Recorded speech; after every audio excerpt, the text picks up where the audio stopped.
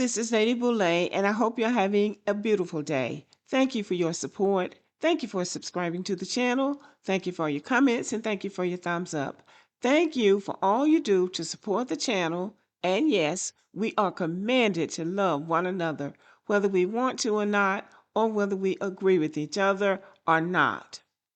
Well, here we go again.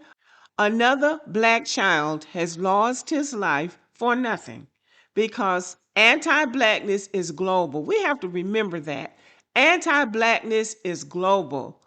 These people, these foreign people, these immigrants come here with preloaded narratives about black people. They do not see our humanity. Even when we see theirs, they don't see ours. We have to respect cultural and racial differences. And we have to protect our children.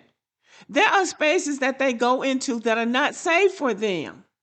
So you should tell them, don't go to that place. Don't go to that place. If you go there, I need to be with you. But you really shouldn't go to some places. If they can't see your humanity and they can't see your child's humanity, and somebody is going to chase your child down and then claim that they are afraid for their life, that is a dishonest person. And it doesn't even make any sense. If somebody is running away from you, they're trying to get away from you. Their life is not in danger. Your life is in danger if they're chasing you with a weapon. As a black person, you cannot always predict which businesses will treat you fairly.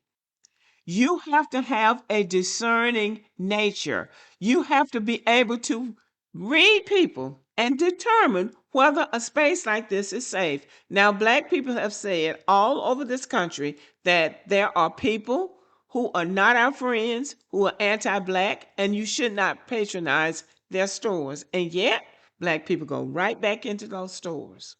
When this young boy, according to the news reports, when he walked in the store, they told him to take off his backpack, and he took it off. He's 14 years old.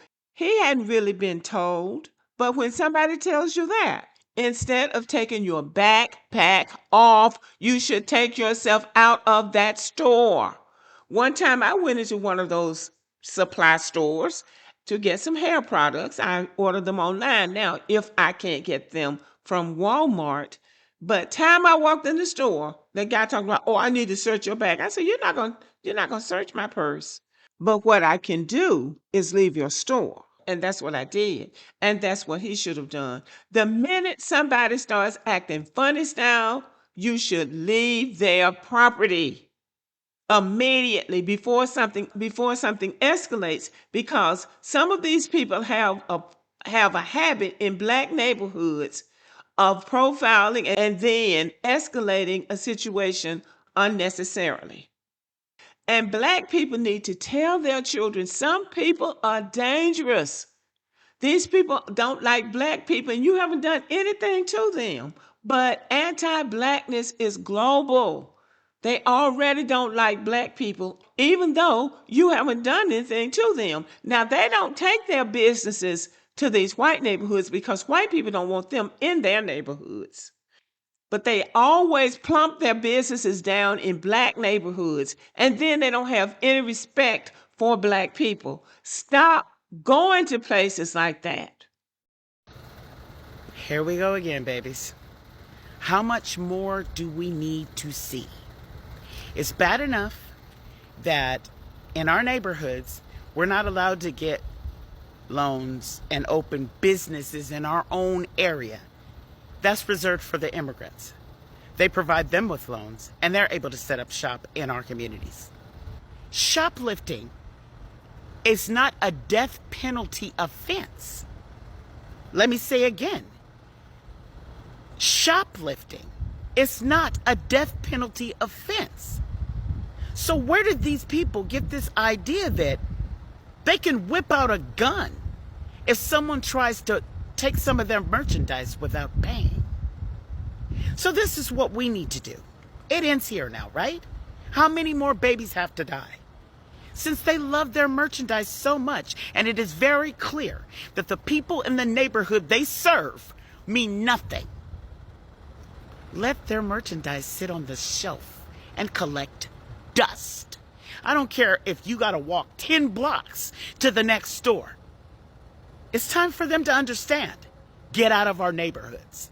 Since we're trash, our money's all that matters, don't give them any more. First of all, the child had not stolen anything. The wife, apparently, according to reports, the wife said he had stolen a bottle of water. A bottle of water is $1 or $1.29. But you have to understand these people's culture. There's a racial difference and there's a culture difference. And that's probably how they treat each other. We don't know because they get to police themselves. We don't. But they probably do all kinds of low down things to each other too. But there is an anti-black global mentality, and we have to recognize that. And when these people come into our neighborhoods, there is nothing that says you have to patronize their businesses. Well, they say, well, black, they're the only businesses that come in the black neighborhood. When I was a young girl, in my small hometown, we didn't have any black grocery stores and black businesses, but my father had a car. We used to go to the next town where there were two black grocery stores. So what is it about black people can't get loans and they can get money to go to strip clubs? They have money to go to the casino.